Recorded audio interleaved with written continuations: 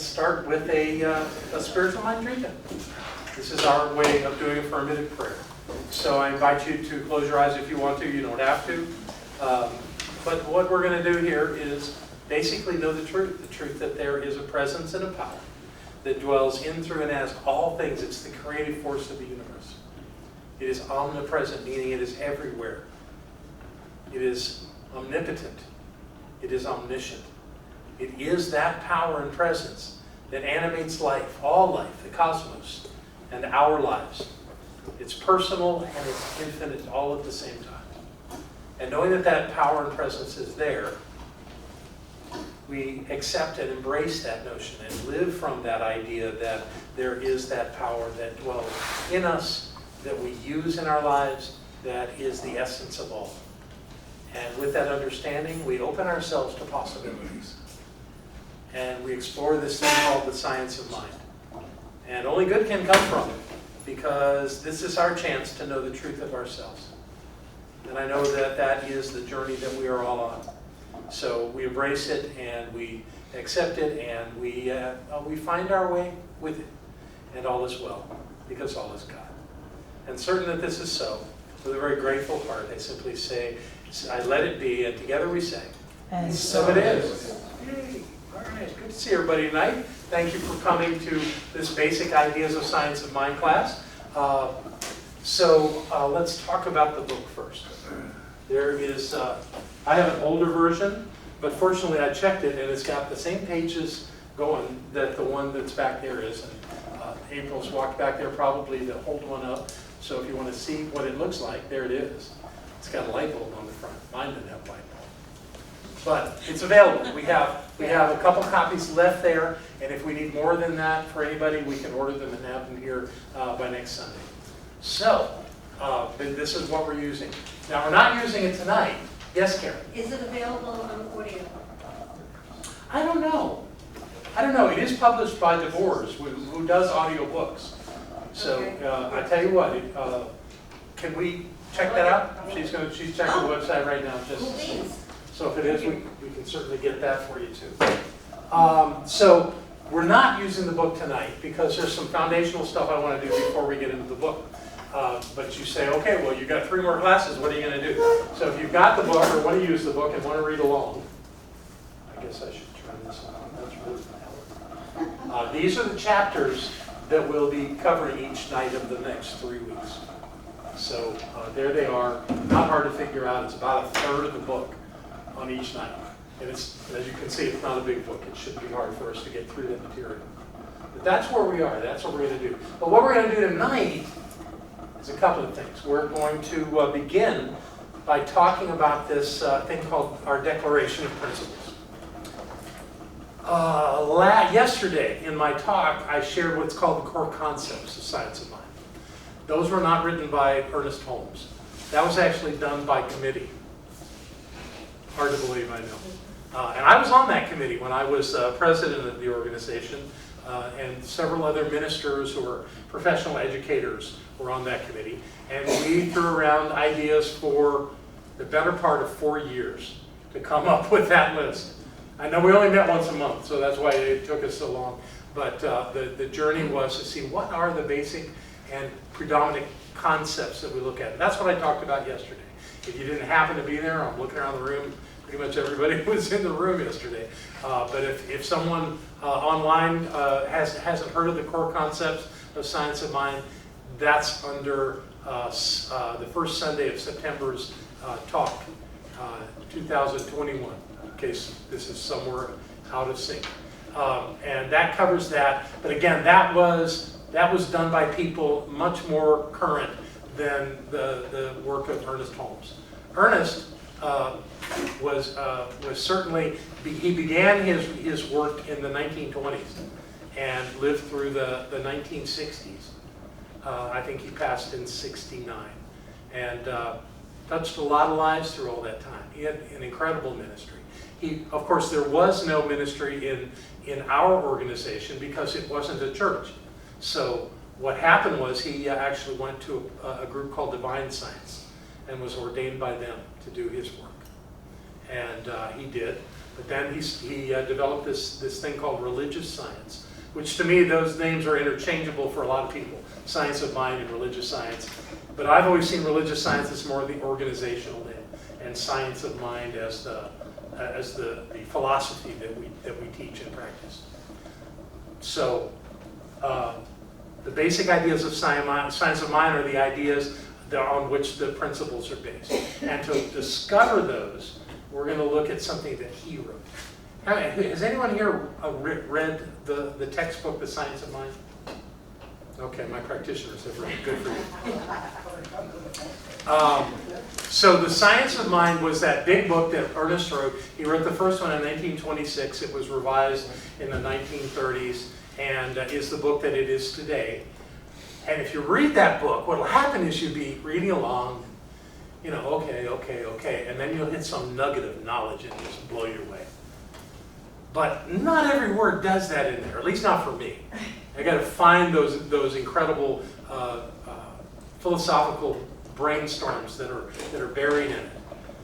However, in an earlier time, let me check the date on this real quick. I'm pretty sure it was 27. Yeah, in 1927, Ernest was asked by a newspaper reporter from Orange County, California, what he believed. And he wrote a response to that. I don't know that it was ever published in the newspaper.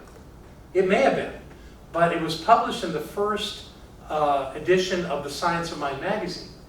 And what he called it at that time was What I Believe. It was so popular after it was written that it was adopted by the entire movement and changed to What We Believe, and then eventually given a very formal name called Declaration of Principles.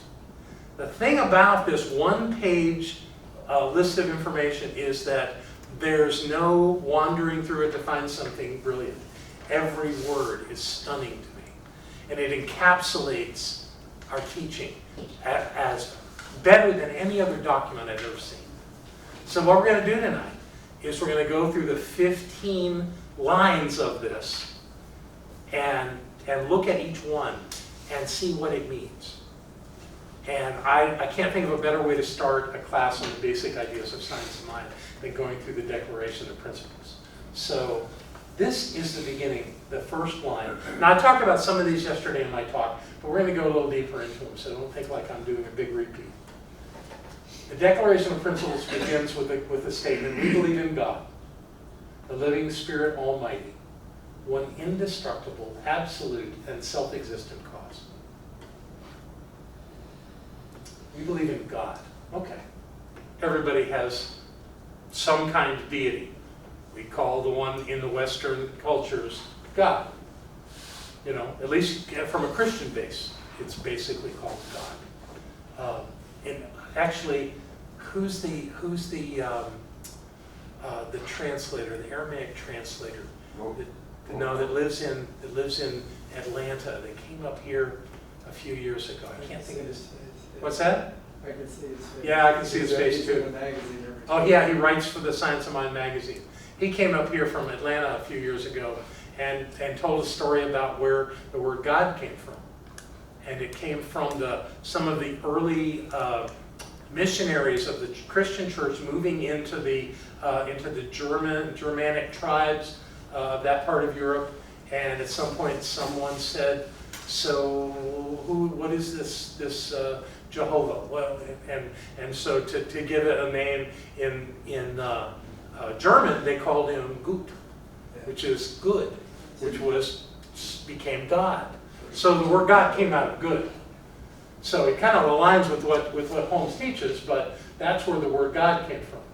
The living Spirit Almighty sounds really, really traditional Christian. But the idea of it is the word Almighty. The idea that all might, all power, everything that animates life is this presence. It's this living spirit. Now, the thing about it, and he doesn't actually say this, but that spirit's also invisible. It's not detectable to the human senses. But yet, it's the base of everything. So the living Spirit Almighty, one indestructible. Now you'll notice that the word one is capitalized, and it always is, in everything that Holmes writes. When he writes about the oneness of spirit, that's a capital because that's referring to that divine presence. And he calls it indestructible. Well, it's invisible. How could it be destroyed? So that we go with completely. Absolute meaning infinite, that it's everywhere and always. There can't be a place where that presence isn't. And finally, it's a self-existent cause. Now, the key word to that, it's self-existent because it's all that was before there was form, but it's also caused. Cause. And again, he capitalized cause. So what is this cause thing? Well, if you've ever heard of the law of cause and effect, cause is the thing that causes things to be affected, causes things to exist. So capital C means that everything is caused by this presence. It is the cause of everything. Now, wait a minute, I thought I could cause things in my life. Well, you can. But you can because you're the same thing. You're the microcosm of that macrocosm. So it's the same thing. So that's why it's capitalized, and that's why cause is such a significant word. So I just want to ask, does anybody in the room have any thoughts on this statement? Is there anything here that either isn't clear or that you would have some reflection on? Anything? I'm going to keep asking that question as we go through this. So if something pops for you, keep that thought alive, and let's get it into the conversation in the room. Okay, that's where the declarations begin. Then it goes to this statement. This one, again capitalized, manifests itself in and through all creation, but is not absorbed by its creation. What an interesting concept. So it's in and through everything. Everything. I was having the conversation yesterday about the idea of a rock, and how a rock has to have the intelligence to be a rock. It has to have some understanding, maybe not the same way we have consciousness, but every atom in that rock has to do what it does, and it has to do it right for that rock to exist. So there's intelligence there. And if that intelligence is there, there must be some presence that keeps it active, it keeps it real. That's God. That's this divine presence. And not just in a rock, but in everything. We notice it more in living things because those things change. We change. Plants and trees and such change. The cosmos changes. It moves. It's in this constant, beautiful dance of movement. All of that is the idea that this one is present in that, but it is not absorbed by it. And that's the thing that makes it so clever. It's not absorbed by it. So we don't have to look to physical form to find this divine presence. The actual presence remains invisible, even though it's in the midst of this thing called life, this thing called form. It's always there, but it's not controlled by the form. The symbol, which is over on the wall right there, is the symbol that we use to teach that. And the idea of creation is the whole bottom section of that. The middle isn't the creation, the top isn't the creation. The top is the creator. That's the instigator of creation. The middle is actually the mechanism that does the creating. The bottom part is the manifest universe. And that's what is real to us through our senses. So that distinction is really important. And he goes on to explain that a little more. Any thoughts on this statement?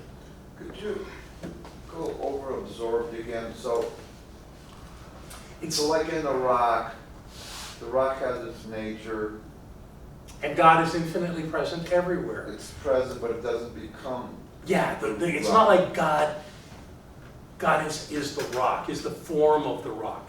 It's like we manage these bodies, Right. but our body is not who we are.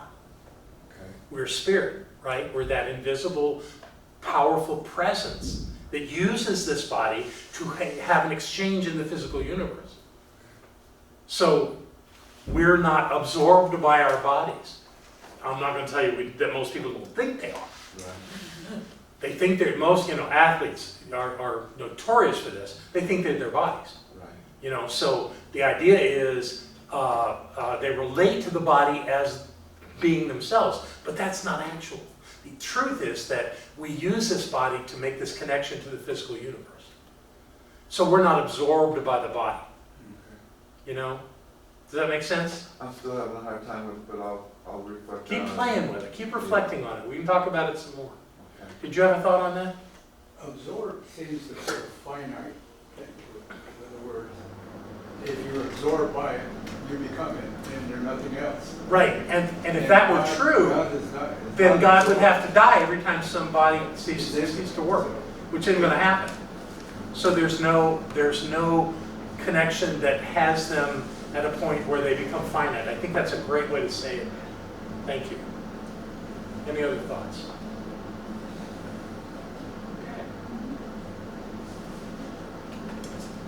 The manifest universe, not capitalized, because the manifest universe is created. It's not, and here's an interesting thing to talk about with the manifest universe. There are a lot of people that believe that the universe and God are the same thing. No, I'd say, and in fact, there are people that you'd be surprised that see it that way. But the universe is not God. God, the presence of the divine is greater than the universe. Okay? So the manifest universe not being God, but it is the body of God. And now we're going back to that idea of being absorbed. Because the manifest universe is the body of God. That means the bottom portion of the circle that we use as our teaching symbol, that's where the manifest universe is. Manifest universe is not in the top. Right. And yet, the divine presence is everywhere in the universe at all times. But that's not what it is. It's manifest. Manifest meaning it's made. So anything that's made has the essence of the divine at the point of it, but it is not the divine. It's the effect, and the divine is Exactly. still the cause. It's the fact, exactly. And then- We're at the top of the circle, that's the cause. That's the cause. Right. The Body center- or The center of form. those different laws that, Exactly. of the different, let's say, sciences, chemistry, physics, blah, blah, but the body is the effect. Exactly. The cause is still, And that divine presence, invisible, yet the total creative force of the universe is not bound to the laws of physics. right, because it makes, Yeah, it made those laws. cause makes, Right. yeah. It makes Exactly. the laws. Exactly. Okay, the manifest universe is the body of God. It is the logical and necessary outcome of the infinite self-knowingness of God. This is important. Why wouldn't God create the universe and then watch its creation? Which is the way most people see it. Most people think that's what's going on, is that there's this divine being that's a being, and it's amazing how so many people think that God is a person and experience God as a person with all of the emotions and the ways of relating to life that a person would. That's not what God is. God created the universe so it could know itself. God created you and me. God created our bodies so that we, as divine presence, could know one another, meaning that God knows itself. Because we are all that divine presence. First time I heard this song, my mind exploded. It was wonderful. This idea of self-knowingness is the whole reason there's a universe. So this divine presence, because if there is no physical universe, how does the divine presence know itself? How does it experience itself? How does it enjoy itself? I don't know. Is there joy in the presence? I would think so, but who knows? Anyway, the whole idea of it just makes so much logical sense that the universe is created so this divine presence can experience itself. Wow, what fun. Yeah. Does that work for you, Vincent? Well, there was a book by an ecologist, I can't remember the author's name, he called it Dream of the Earth. And the dream of the earth was us to be conscious of the creation of Earth. So it's, instead of at a universal level, it's just the earth level, but it's basically the same thing, that the earth created us so we can become conscious of the beauty and all the existence that is here. Okay, I would go with that, except that I'm not sure the earth created. Right, it Yeah. wasn't the earth, because Right. the earth comes from this, but he didn't Right. take it back that for. And that's fine. You know, everybody's got their way of looking at it, but there's something intrinsically wise in that self-awareness requires some physical form. To be seen, just Yeah. just as we want to be seen. Yes, we often say it's great to be seen. Yes, and the earth wants to be. Yeah. And we get to see the earth, and we get to see the stars. We get to see all the beauty of the universe, which means that God gets to see that. The spirit wants to see itself Right. too. Right. The mirror. And understanding that we are as much the divine creative force as the macrocosm helps us understand that it all fits together as a perfect unity. It's all one thing going on. You know, this divine presence isn't limited by a finite way of thinking like we are. We can't think all this stuff. We can't experience all this stuff. But apparently the divine can. So that's why we learn about this idea of the subjective mind, where everything that has ever been experienced is all recorded. It's all kept. Why would that be? Well, that's got to be the divine knowing itself intimately and infinitely. So I know we're dealing with these lofty ideas. It gets personal here as we get down through this thing. But right now, I just want to go through this one more time. The manifest universe is the body of God. It is the logical and necessary outcome of the infinite self-knowingness of God. God knows itself by means of us, and by means of whatever other life forms there are in the universe. And there could be, billions of them. I don't know how many civilizations there are in the universe. I think someone's foolish if they think we're the only life form in this amazing, incredible cosmos. There's got to be more stuff going on. Anyway, that's for a look at how this universe works and why it's here. We believe in the incarnation of the Spirit in everyone, and that all people are incarnations of the one Spirit. Well, there you go. So when life as human beings is formed on planet Earth, I'm not talking about initially, but every time some child is conceived and brought into the world as a being, that's the incarnation of Spirit. There doesn't seem to be any limitation to it. You know, we could still have billions of people on this planet. And again, we don't know how many other civilizations or life forms there are in the universe.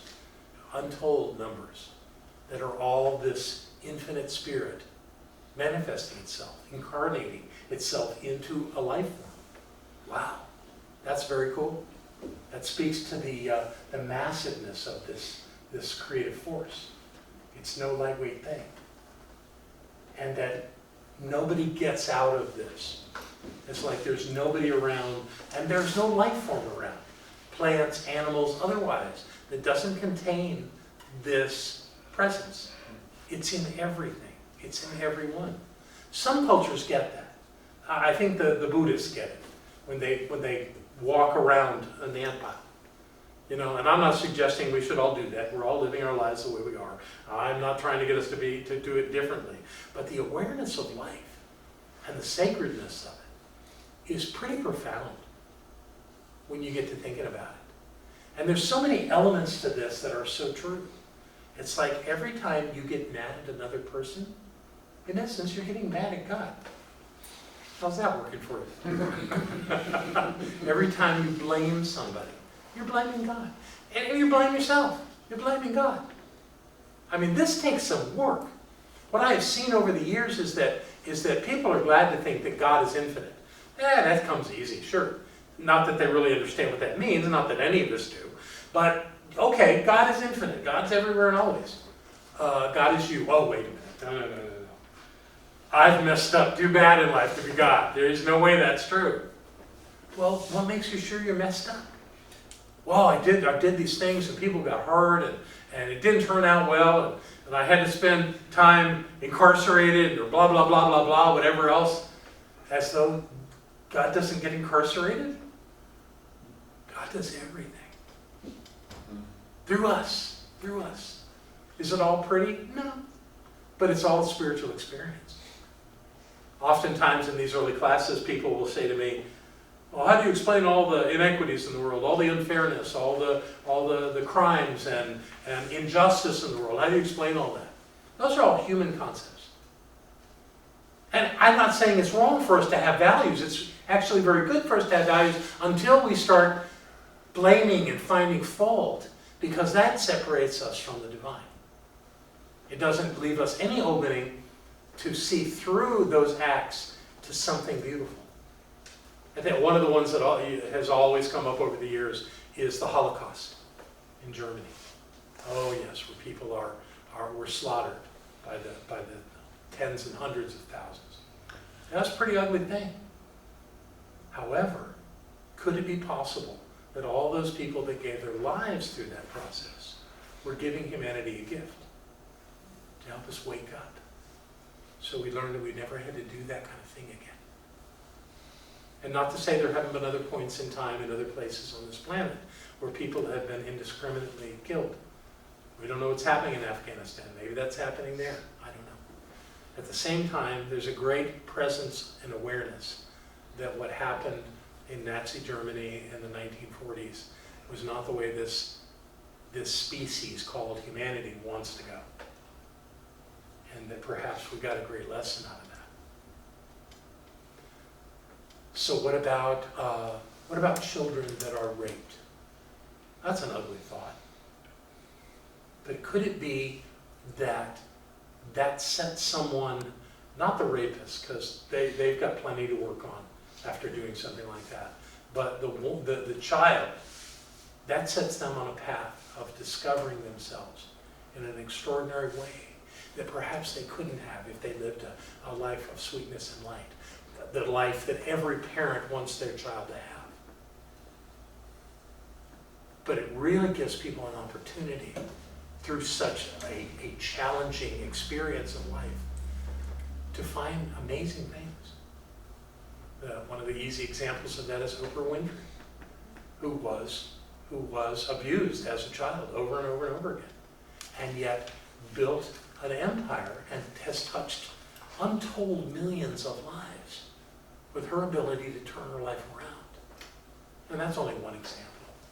There are many examples of people who have been abused, who have had really rough things happen in their lives. They didn't succumb to that, but actually use that to build a meaningful life, a powerful life.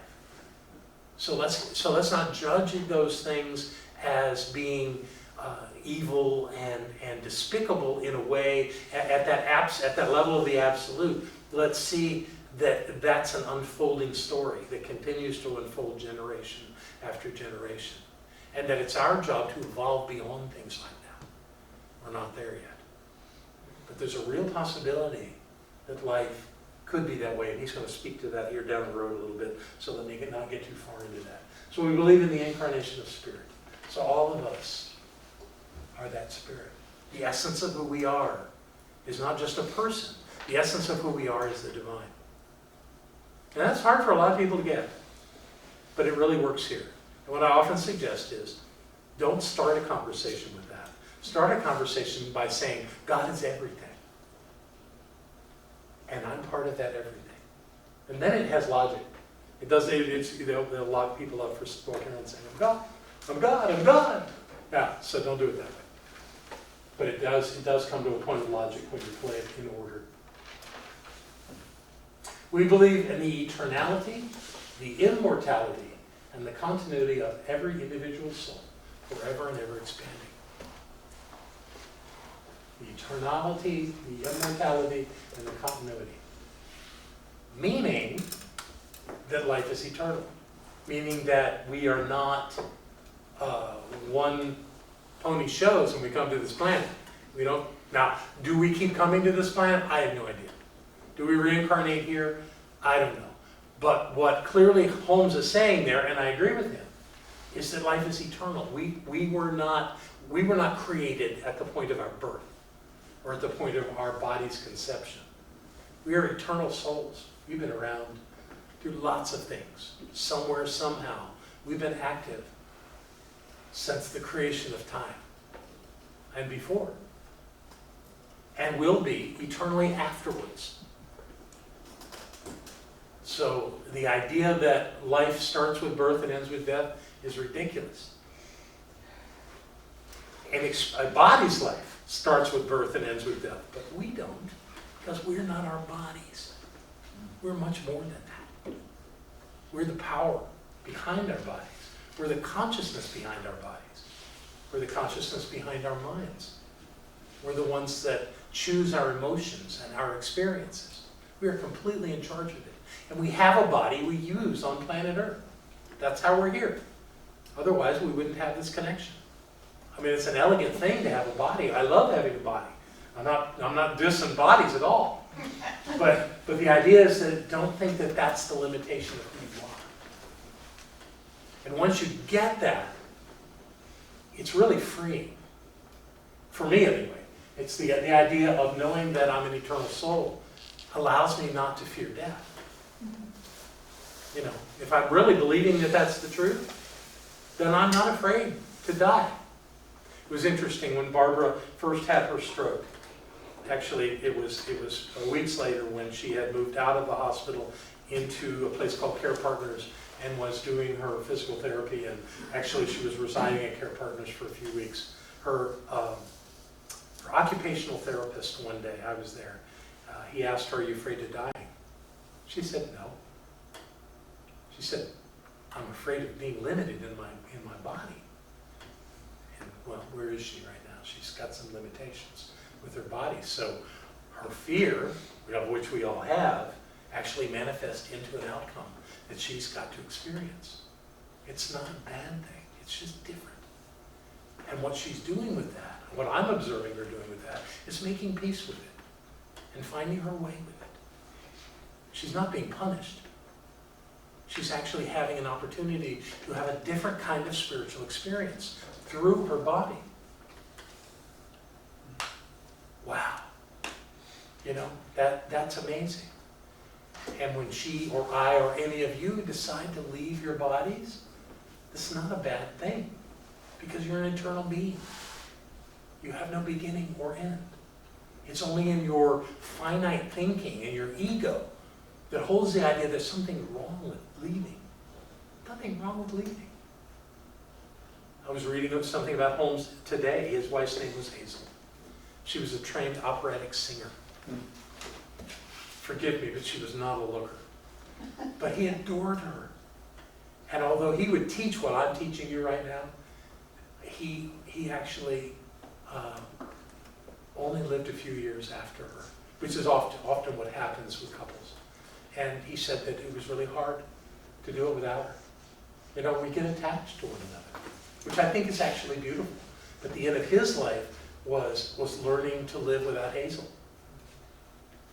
And he wasn't the kind of guy that would suffer, but it was challenging for him. So there are things that challenge us in life. They're not bad things. The things that challenge us are not our enemy. They're calling us to remember who we are. They're calling us to live from a greater understanding. And when we're able to do that, we get a different result. Yeah. Any other thoughts for anybody on this one? Okay. We believe that heaven is within us, and that we experience it to the degree that we become conscious of it. Boy, it was even Pope John Paul that put out an edict that said that heaven was a state of consciousness. Of course, that was never published in the United States. It was published in Canada, in a paper there, but it never made it to the United States because Catholics don't want to hear that. That heaven isn't a place, and that hell isn't a place. He capitalized heaven, I think because it is the highest state of consciousness. And it's within us. Even Jesus taught it was within. Yes, he did. You know? So, yet nobody seems to want to get that. You forget that one. Well, yeah, you know, everybody wants to think that it's a place. It's a place that you go when you leave your body. Apparently not. No. Which means, and it says it right there, that we experience it to the degree that we become conscious of it. So the idea is be aware that the heaven that you seek is within you. What is it? It's that state of joy, of bliss, of being gloriously happy to be here. Getting that life is a blessing. That's heaven. Yep. And when people live from that place, they live in heaven. That place within them that knows the truth of them. Now, there are a lot of people that live in another place. They live in a place where they get cheated and they're done wrong and things are bad and they can't trust anybody and life sucks. That's called hell, a state of consciousness. Yeah. So if hell is a fiery pit, it's within as well. And you can go in that fiery pit anytime you want by living a miserable life. But as far as it being places that you go to live out eternity, I don't think so. Especially since the constructs of that model teach us that burning in hell goes on forever as well. Yet it must be a non-physical place where fire wouldn't hurt anyway. So I don't even get the idea of the construct of hell. It doesn't make sense to me. But the idea of heaven really does. And I like going there. Do I spend all my time in heaven? Absolutely not. But I seek to. I seek to spend as much time there as possible. Because my life goes better when I live from that place. You have to experience a little bit of hell to really appreciate being in heaven. Well, yeah, that's what Gibran said. Khalil Gibran said that we experience the heights of our lives by experiencing the lows. So, those of us that have those experiences of going into hellish circumstances in our lives where we're miserable, we're lost, or we don't know how to get out, all helps us once we break through it, to some of us, to want to live in a place of bliss and a place where we are infinitely happy. Does it work for everybody? Not yet. But maybe perhaps someday, and we're going to speak to that here in a minute too. How we do? We're doing great. Yes. We believe the ultimate goal of life to be a complete emancipation from all discord of every nature, and that this goal is sure to be attained by all. This is powerful. This is saying the evolving experience of being human is for us to reach that and attain that space where there is no more struggle, where there is no more suffering, where there is no more help. Emancipation from all discord of every nature. That's where we're headed. That's what we're doing. That's what this is about, is to get to a place. Now, he's talking about everybody there. And the thing is that we don't have to wait for everybody. We can do it ourselves right now. We can choose to be emancipated from all discord. We can reject the idea that we ever need to suffer. And if we do, what we're doing is inviting everyone else on the planet to join us in that place of bliss. What they said about the early Christians was, it wasn't the idea of Jesus dying on the cross and being saved for one's sins that was the big selling point of creating the Christian faith. The thing that people wanted in on was that Christians at that time were generally happy. And most of the rest of the people on the planet were miserable. So when you saw a Christian or a group of Christians that were happy people, it was like watching that movie where the woman, God, what was her name? Billy Crystal and I can't think of her movie. Yeah. Meg Ryan. Meg Ryan. Yeah. Where she's basically Harry Met Sally. Harry Met Sally, where she's basically having an orgasm in the middle of the restaurant, and the one at the other table says, "I'll take what she has." It's the same kind of idea. It's the idea that you see people that are blissful, who are living gloriously happy lives. Give me some of that. Yeah. We can all have it. All we have to do is choose it. It's for each of us. And we're not all going to get it at once. So go ahead and take it now. Decide to live a blissful life. Decide to be happy. Now, I'm not suggesting that most of us don't fall into a moment where we're angry or upset or confused or something of the sort. Even the Dalai Lama got so ticked off at his monks who started fighting the Chinese soldiers that came into the temples that he said, if you continue to do that, I quit. And he was angry. So in that moment, he needed to be angry. So I'm not saying that it's wrong to be angry, but you can't really create the life that you want from a place of anger. What my first teacher taught me was that anger is a tool for getting someone else to stop. You want somebody else to stop, get in their face, and just blast them with some anger, and they will stop what they were doing. And my guess is those monks in the Tibetan temples stopped what they were doing when their supreme leader, their sacred leader, the Dalai Lama, said he'd quit if they kept it up. None of them want to be responsible for that, so they cleaned up their act, is my guess. I never did hear about that. But the truth is that this is why I believe the science of mind generally is taught at the level of the individual. It's really, even though he claims that it's sure to be attained by all, and we're talking about the collective of the human species, the work is done individually. We can't just grab everybody and say, okay, let's go. We have to find our own way with this. We have to adapt. We have to embody this to make it real. And what happens when we do is other people want to know how we're doing it. And it changes. Anything about this? Okay. We believe in the unity of all life, and that the highest God and the innermost life, God is one God. I love that one. You know, that's for, Holmes was this bridge builder. And during his times in the 20s, 30s, 40s, 50s, and 60s, basically what I saw him doing progressively was inviting people to Christian faith to look at it a different way. And he used some of the things they used, because all Christians believe in that idea of a highest God. They all do. Everybody says there's this amazing God who created me and loves me and wants the best for me, and if I do the right things, I'll get the benefit of that. That's basically the way Christianity is organized. Yeah, but the innermost God is the same God. And what is the innermost God? It's who we are. It's where we connect with the infinite. We spend most of our time focused on the finite world. The things that we deal with day to day. With our cars, with our houses, with our going to school, with our going to work. Those are things that we deal with in the finite body of God. And that's where most of our focus is. But the greater thing to know is that within us, there is this presence. It's not separate from us, in us. It's not like next to us. It is what we are. It's the core of our being. So when he says we believe in the unity of all life, it's saying all life is unified through this divine presence.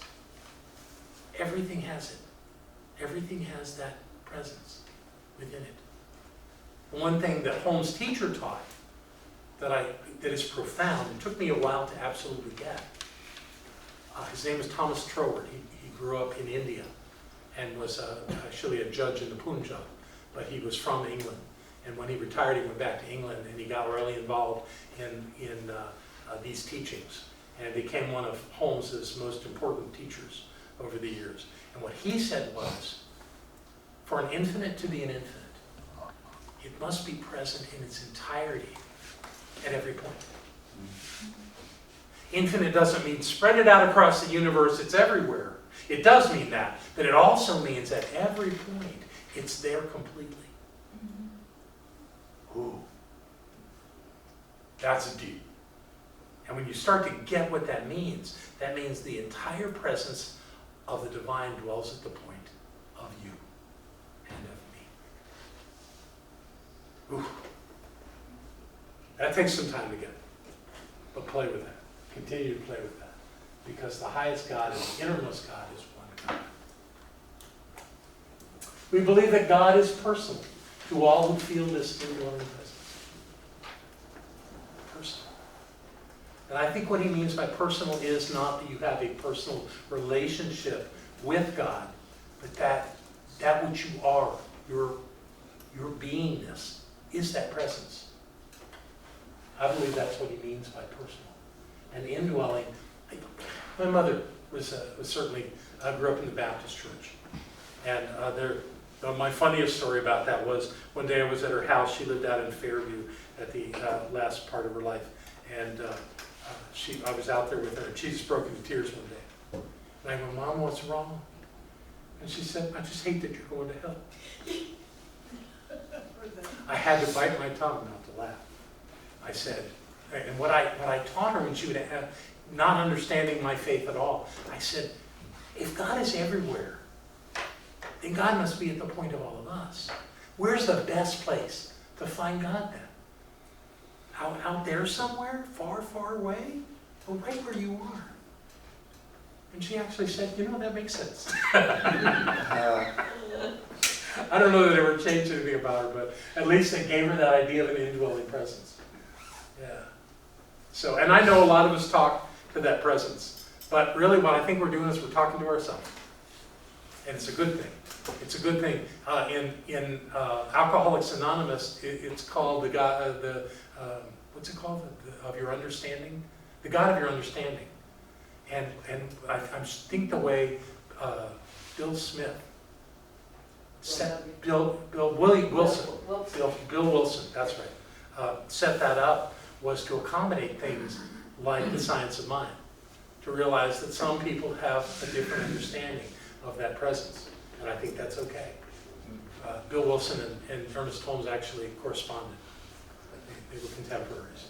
So the indwelling presence is personal. It's us. The thing that we talk to, that higher self that we sometimes talk about, or inner guidance, it's all the same thing. It's us. But it's us at a more absolute level. It's us at the level of knowing who we really are. Because I believe we do. I don't believe we know it generally in our conscious minds.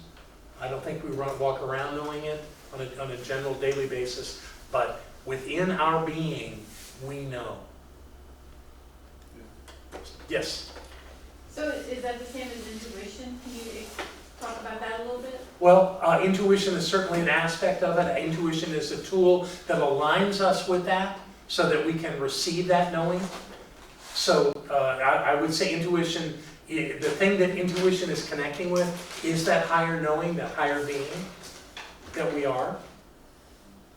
There was some work done by a guy named Brian Weiss, who he wrote a book called Many Lives, Many Masters. And in that book, he would hypnotize people, and they would go into past lives. And it was interesting work. He was a psychiatrist. He was actually at Mount Sinai Hospital and trained at the University of Miami. And he fell upon this. Somebody fell into a trance in one of his sessions working as a psychiatrist. And so he started exploring that and doing these sessions with people. And he was bringing somebody out of a session once. And they went into a different state. They went into their higher level state, which they could do in that. But strangely, what they wanted to talk about at that point was not them. They wanted to talk about Dr. Weiss. And it was brilliant because they said to him, "Do you know why your son came to this world?" And he said, "No, why?" And he said, "He came to give you guidance." And the story was that his son was born while he was still in medical school. In fact, he was at the point in medical school where he was trying to decide whether to go into psychiatry or surgery. And his son was born. His son only lived 3 or 4 days. He said it broke his heart. That it was his first child, and he just had, he was lost in that. And he said, if traditional medicine cannot save my son, I don't want to do that. I'll go to psychiatry. And what this person, this just general person, going into that state of higher consciousness, said to him was that being came to help direct you into your life's work. That's wild. Do we have those kind of connections? Perhaps we do. Perhaps every life, even 4 days in a body, has great meaning and value. We can't always know it right away. Maybe we'll never know it, but it's there. It's always there. So it's the indwelling presence that is always there. John? Yes, you have a thought, Troy. Yeah, my elderly mother's 94, and I don't get to visit her too much, so it's kind of a precious time when I get to see her. And I always manage to incorporate it within our get-together, usually when I'm leaving. You know, I'll quote from the Bible. She's a 94-year-old North Carolina born again Christian. Yeah. But I leave her with, but Mom, you know that heaven dwells within your heart.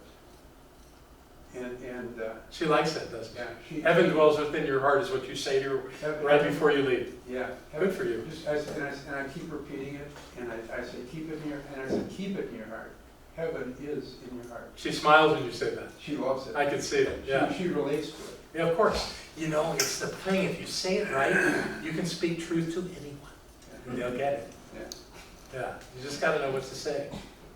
You know, we're not that proselytizing. We don't do that. But the truth is the truth, and if you can get it across in a gentle way, almost anybody can hear it. That's great. Thank you, Troy. All right, let's keep going here. We believe in the direct revelation of truth through the intuitive and spiritual nature of the individual. There's your intuition. And that any person may become a revealer of truth who lives in close contact with the indwelling God. I think that's what Troy was just talking about. That we reveal truth with these gentle, clear statements about what God is.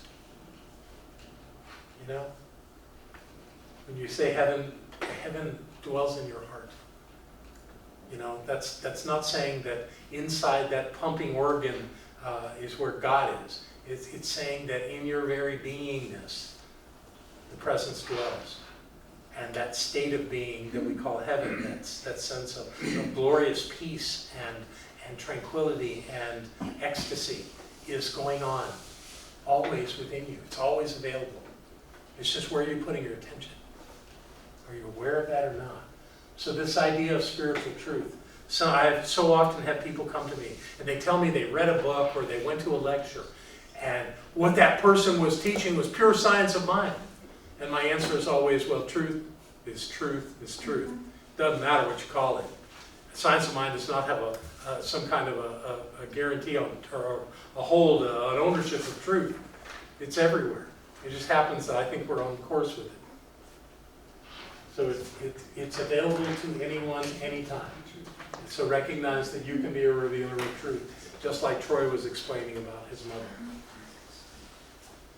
We believe that the universal spirit, which is God, operates through a universal mind, which is the law of God, and that we are surrounded by this creative mind which receives the direct impress of our thought and acts upon it. That's what spiritual mind treatment is. That's exactly what he's touching on there. We believe that it operates through a universal mind.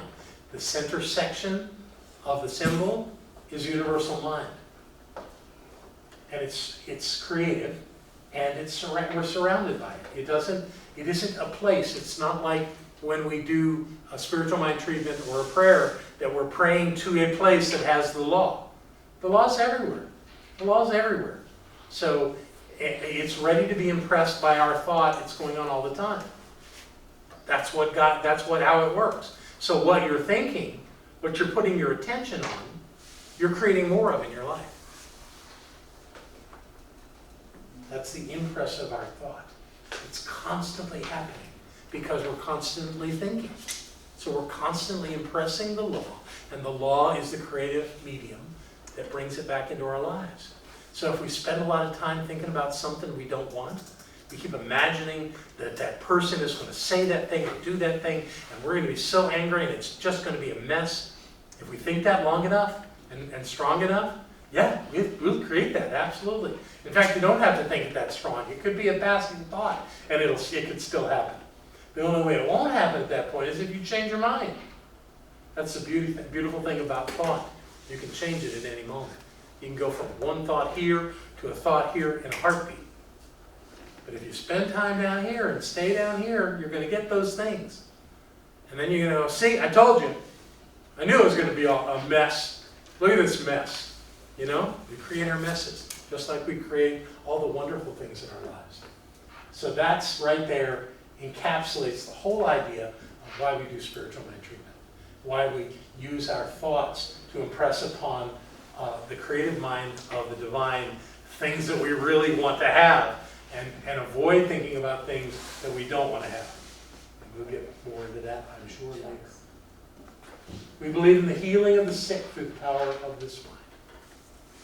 This movement was actually based on doing spiritual mind treatment to create physical healings, which came out of the work of Christian Science, which was Mary Baker Eddy, which was all about her being told by the doctors she was going to die, and her making a choice in her life to live, and living another 30 years, and spending that 30 years teaching people that what you need to think is about the health of your body, not about your ailments. And when you shift from thinking about what's wrong with your body to what you're claiming your body is, it will respond in kind.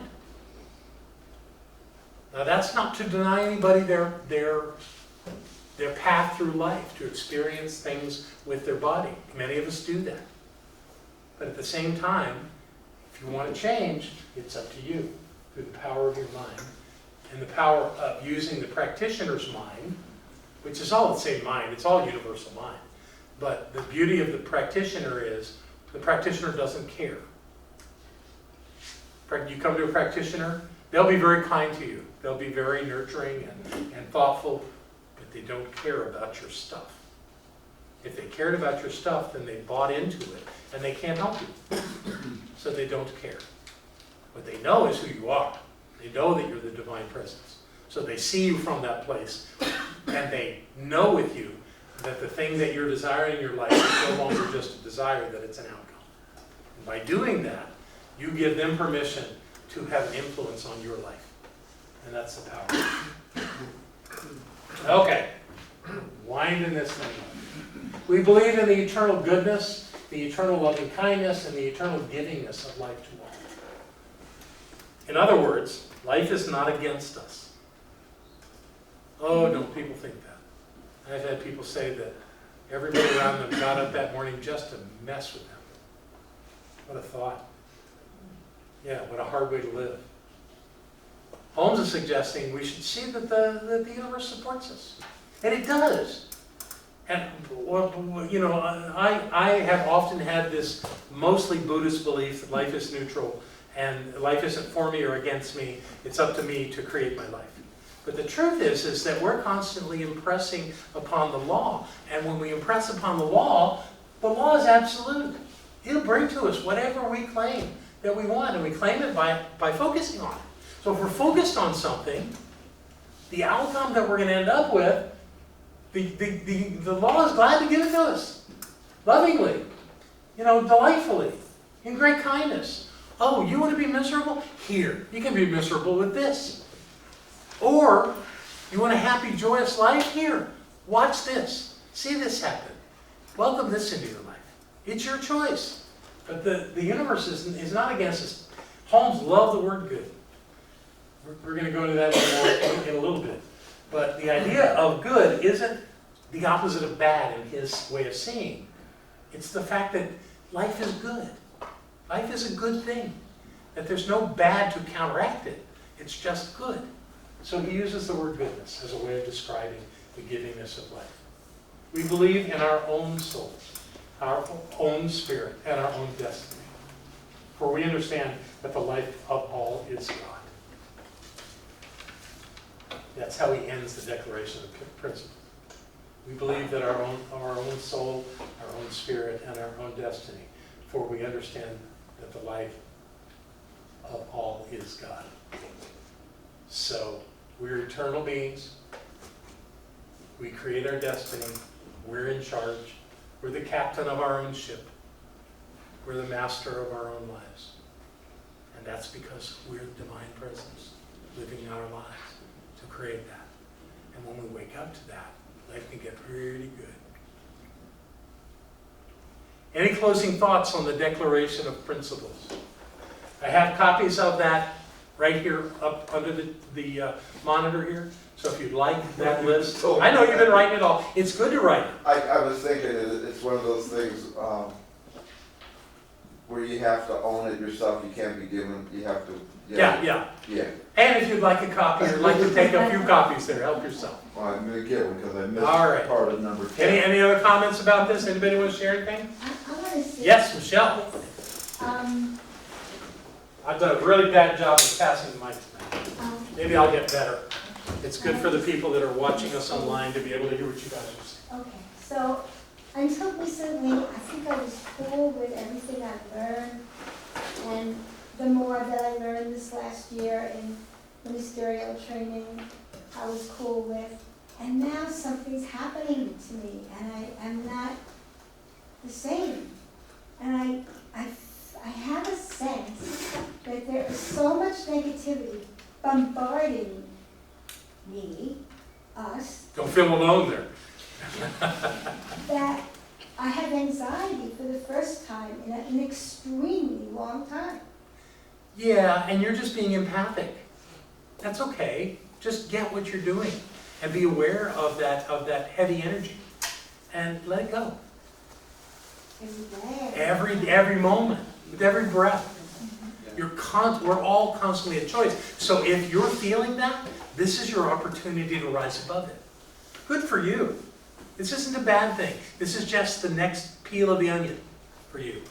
Good for you. So it's really hard for me to articulate this at this time in a public place because I think I work so hard to get to where I am, and then this is what happens. Oh, we all do that. We go, I finally arrived. I got the information. I understand. Now I can live my life in the light of spirit every moment. And then someone kicks you in the shins. What did Adam do? Why did you do that to me? You know, and off you go. And it's the next run. It's the next round to see where you are now. It doesn't end. Life keeps giving us opportunities to rise above. So this is your opportunity, Michelle. Congratulations. Yeah. Good for you. That's great. Rise to the top of the precipice. Yeah, absolutely. And then suddenly find yourself in the valley, you know? So. And I think sometimes when we're cleaning out the closet, the junk is there. Yeah. It just doesn't disappear like that, and we trip over it, and it's not completely gone. I mean, I'm just learning that it's in. Oh no. You're getting rid of this stuff, and actually, Luke. I've always. Tay mentions it. I don't know all the, but you're getting rid of stuff, and it gets worse. It's like, wait a minute, it's just getting worse, and then it just. But the worse is our opportunity to get it. Yes. You know, because, well, I've always seen life as a spiral, and there's a line on the spiral, and what that line is the same lesson at higher levels. Yeah. So you okay, I got it there. Okay, I'm feeling better. Okay. Oh my, there it is again. Whoa, wait, I thought I had that handle. So I worked it. Okay, okay, I got it now. That's great. Hey, wait a minute. Okay. You know, and it's back again. It's different when it comes back. Higher level. It's sort of like every marriage for some people. Right. But it's everything else too. Right. You know? So it's not like we get to a point where everything is bliss forever. That's fantasy. Right. It's where we're more ready to deal with it at that level than we ever were before. So all your training, all your work, all your learning got you ready to deal with this and to help others get through it. So there you go. Let's take a break. The question is, have you heard Ernest Holmes speak? I know most of you have seen pictures of Ernest and you've read words that Ernest has written, but only a handful of you have actually seen him speak. Of course, he lived in the middle of the 20th century, and so the technology of the time wasn't great, but he did have a television show for a period of time. And we're going to actually watch one of his shows tonight. Oh, wow. Yeah. Good.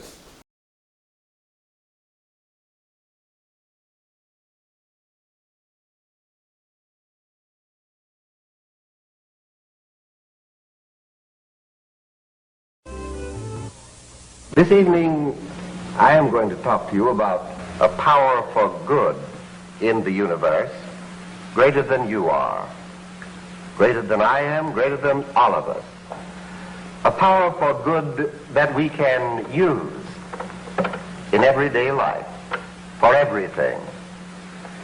When the greatest teacher who ever lived said, "It is done unto you as you believe," what do you suppose he was talking about? This mastermind was talking about a spiritual power in the universe. Something so close to us that it is indeed nearer than our hands and feet, closer to us than our very neck vein, as the old Talmud said.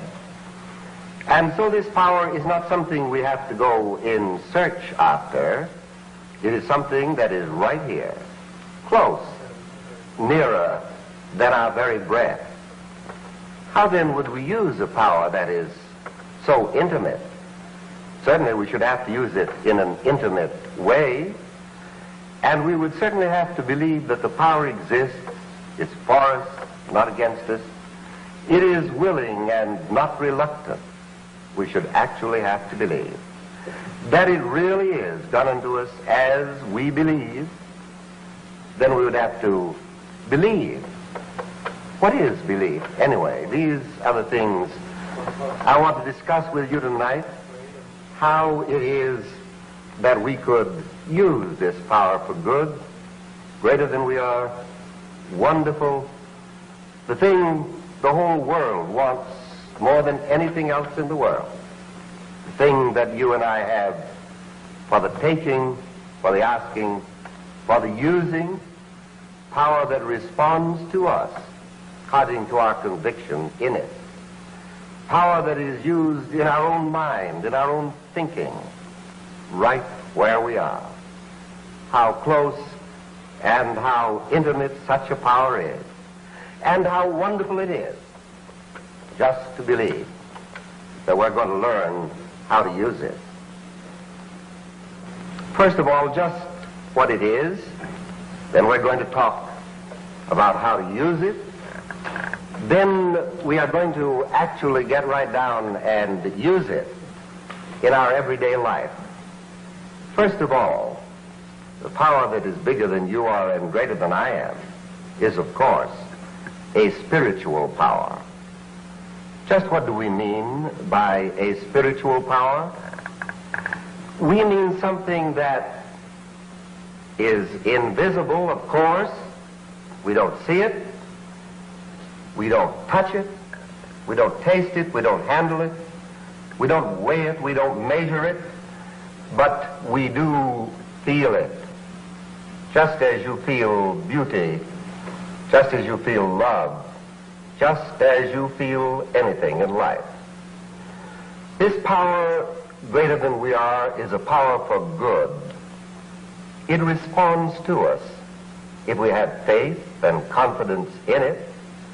Now, throughout all the ages, people, of course, have prayed, and their prayers have been answered. They have prayed with faith. It doesn't make any particular difference what kind of a religion they have had. That power has responded to everyone in the way he has used it.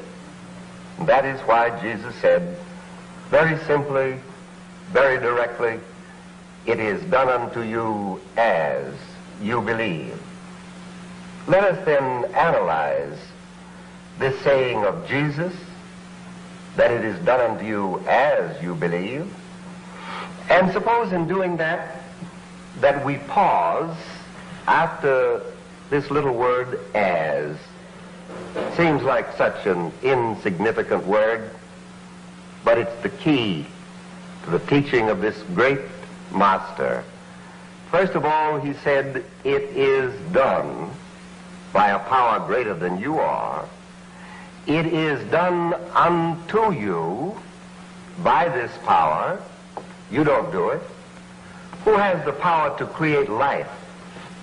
You and I did not make life. We did not create it. We did not think up ourselves. We awoke to the fact that we lived. And we looked about and wondered, what in the world is it all about? Why am I here? Is there anything in the universe great enough and good enough to come to my rescue when I need it? Quiet me if I'm disturbed, to bring peace to my mind if I am disquiet?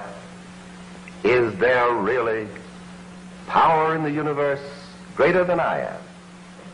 And is it good? and can I use it? And Jesus said, it is done unto you. There is a power that operates for you. And how does it operate? It operates as you believe. Now suppose we try to analyze just what do we mean by belief. It's a peculiar thing, but it's very important. We do not believe a thing just because we affirm it. I might say I believe there is an elephant here, but there isn't any elephant. I might say there is thunder and lightning here, but I know there isn't. Belief is something that our own mind does not doubt. It is something that we ourselves inwardly do not deny. You can tell right off if you believe what you're saying. Shakespeare caused one of his characters to say, my words fly upward, my thoughts remain below. Words without thoughts cannot to heaven go. So you and I do not have to study very much to see, do I believe that there is a power greater than I am? Why, of course we believe it. Some mysterious thing which we call gravitational force holding you and I in place right now where you sit in your home. I'm standing here by this podium. I do not wonder whether or not this power is going to hold me in place. I walk a little to the right or to the left. I change my position. Always I am certain there is a power greater than I am holding me in place physically. Now all I have to do is just to transpose this and say there's another kind of a power. It is greater than I am. It responds to my belief, my faith, my confidence in it. And as soon as I establish this, then I must be certain that I actually believe. Now probably this is the key to the answer to every prayer that was ever answered since time began. The prayer of faith, of conviction. Again, the great teacher, the great metaphysician, the great wayshower, he said, when you pray, believe that you already have what you're asking for. You know, Jesus didn't say, God or this power will be displeased if you ask for a loaf of bread, and as a matter of fact, he fed the multitude. He did not say, God or this power doesn't wish you to have any enjoyment in life. He spoke of a joy which would complete ours. He said, it is done unto you, but as you believe. Therefore, he said, when you pray, believe that you have. Just believe that you have. Is it so hard to believe that we have? We believe that tomorrow will come. We believe that the sun will rise in the morning and set at night. We believe that the ocean and the tide will be there, and the moon. We believe the grass will grow. We believe that our food will digest. And who is there who knows how any of these things happen? Did you ever stop to think that the united intelligence of the human race, all the scientists living, all the philosophers, all the theologians, everybody put together, does not know how it is that a hen can lay an egg? Nor does it know how it is that a chicken can come out of an egg. Isn't that amazing? All we know is we set the hen, and the chicken does come out of the egg. This is the mystery of life. This is the mystery of faith, the power greater than we are. Jesus did not say, what is your particular religion? Spoke to every man in his own language. Just believe, and it will be done unto you. It seems too good to be true, doesn't it? And you and I will never know until we try it, as we're going to at the end of this short discourse. We're actually going to use this power, you and I, for a definite purpose. I'm going to use it for a definite purpose. You are. We'll watch and see.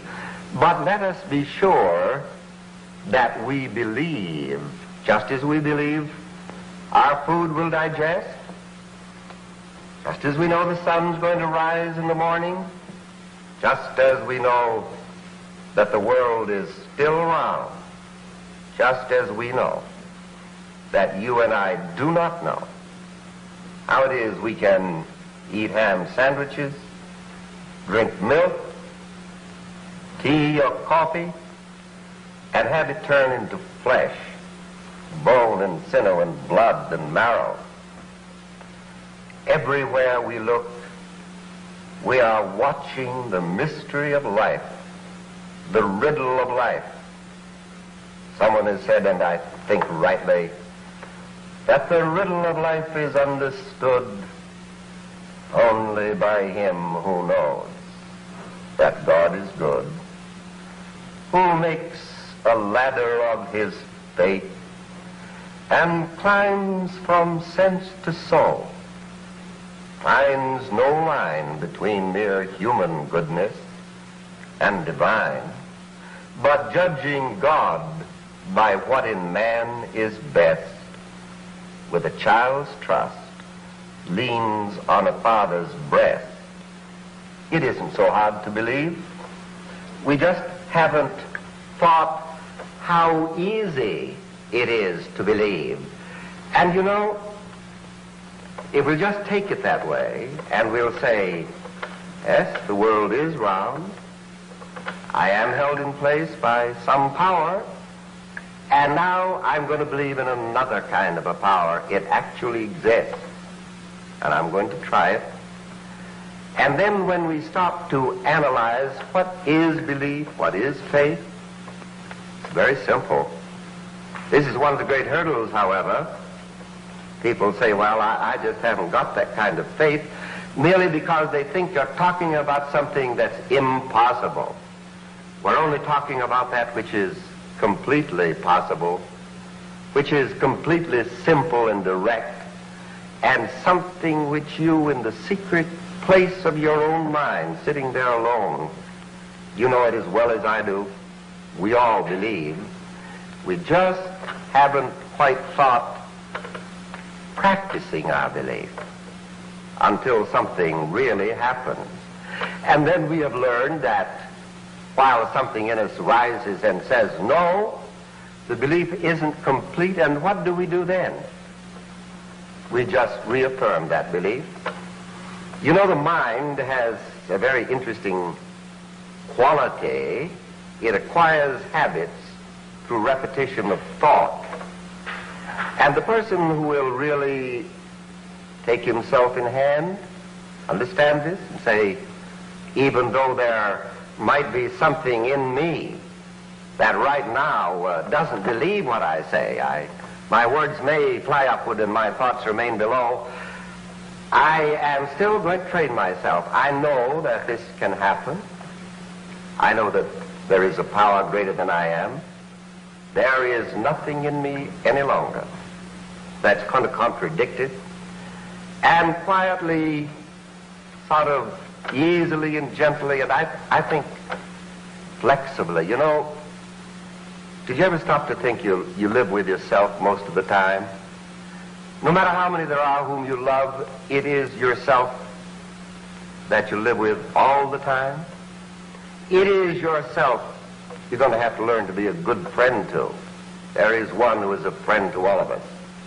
And let us not say, am I good enough to use this power? Why, of course we are. The rain falls on us, doesn't it? And the sun shines for us, and the wind blows for us. There is no God who denies anyone anything that is good and right. So using the faith we have and believing in the power greater than we are, we sort of begin to expect things to happen. It would be a very interesting thing, even if it were only a game we were playing. How fascinating. How wonderful to believe that out of that which up until now perhaps we had thought was a wistful wish, a wishful dream, something that couldn't quite be true, out of all of this we have longed for and we have yearned for and we have wanted. Isn't it terrific? Right now, maybe those dreams can come true. Right now, maybe the desire of our heart is already met in some divine intelligence that knows the beginning from the end, just waiting for our cooperation. So we would be trying the most fascinating experiment we have ever had in our lives. That dream, is it difficult for an infinite power? That hope, is it too much to ask for? That yearning and that longing, do not we have a right to expect that whatever the intelligence is and the power that put us here certainly knows how to take care of us? Perhaps we just haven't believed. Now we're going to practice believing. We're going to say to ourselves, yes, there is a power. We can use it. We will use it. And then we're going to be intelligent and we're going to figure out how to use it until we ourselves believe.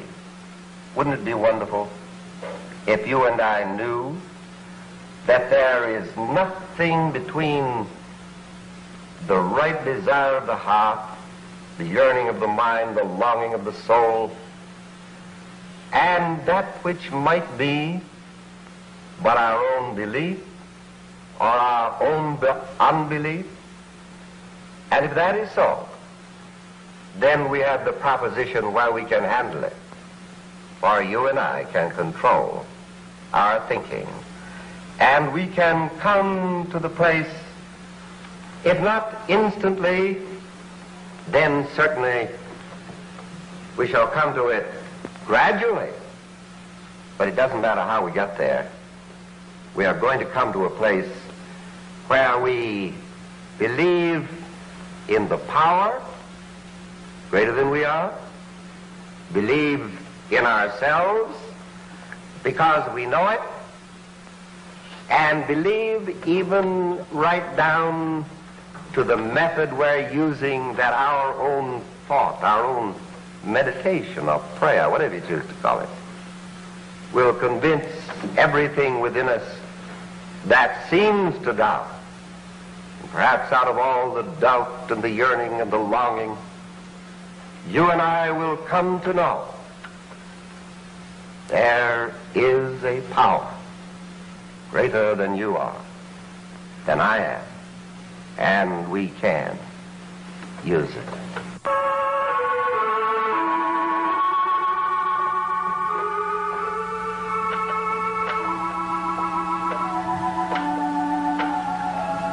Now, friends, we're going to use this power very simply, very definitely and directly, and we're going to try to believe that it is done unto us as we believe, and we're going to try to just let go of every doubt or uncertainty, every lack of conviction, just because it's a power bigger than we are.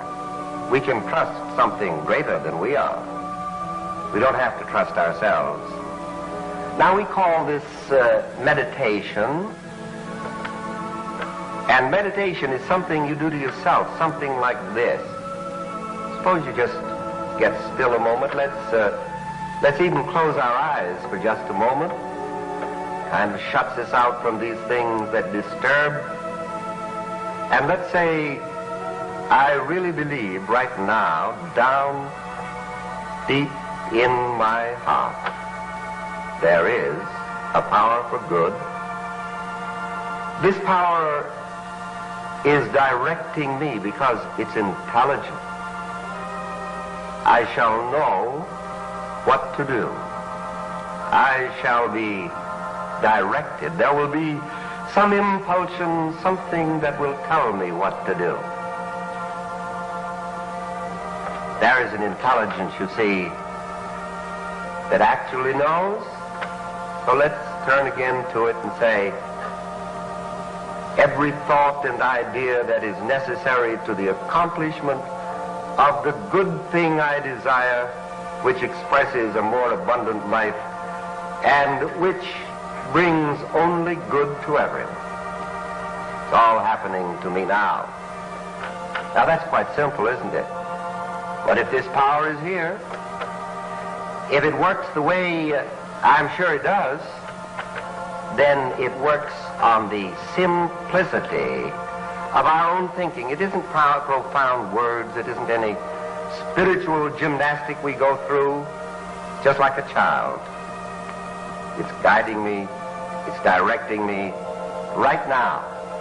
Now let's again turn our thought inward, close our eyes, and let's say, each one of us, that we greatly desire that we shall bless everyone we meet, that we shall bring happiness and joy to every situation.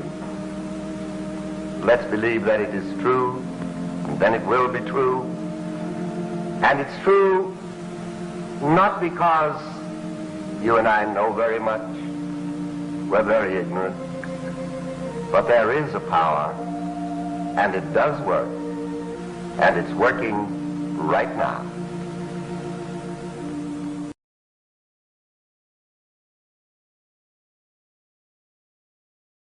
The music was almost distracting. Of course it So the was. sound thing worked. Of course it was distracting.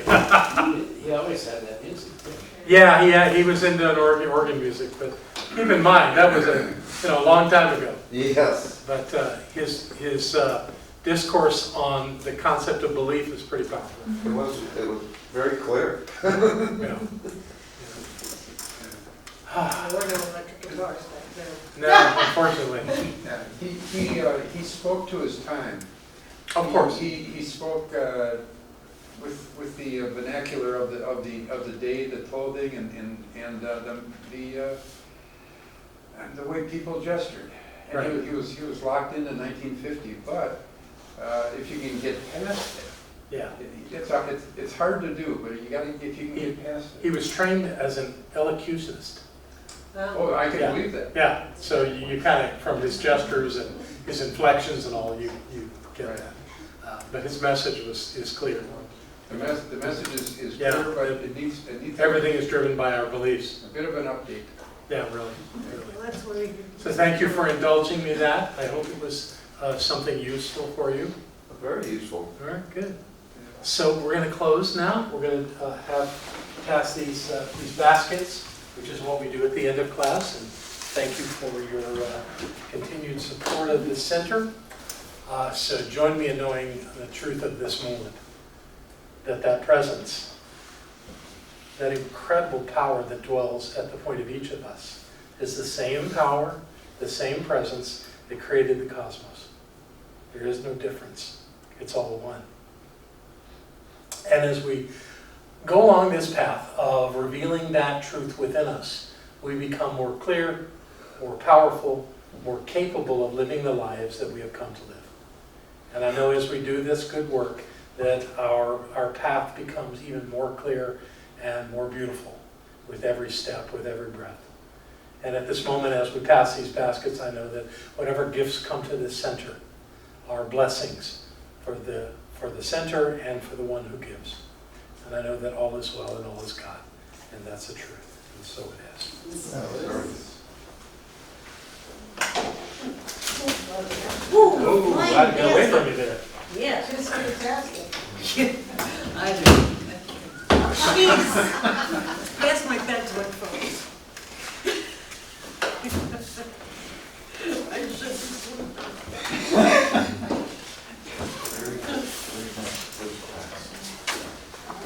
donation station. But you know, when you start dropping baskets, you're not gonna leave. So I know that these gifts are blessed, and I know the one at the donation station is blessed too, and that the givers of these gifts are supporting the center, but in a greater way, supporting each of our lives, so that we may live in the light, so that we may know the truth, and we may do the work we've come to do and be the ones we've come to be. And that all is well on this journey of awakening as we find our way. And I know as we leave this place tonight, we safely return to our homes, and we take what we've learned tonight and we use it well. And we come together again to learn more at just the right time and just the right way. And knowing that this is so, I speak my word with gratitude and love, and let it be so. And so it is. Oh, yeah, guys. So thank you so much for being here tonight. Have a great week.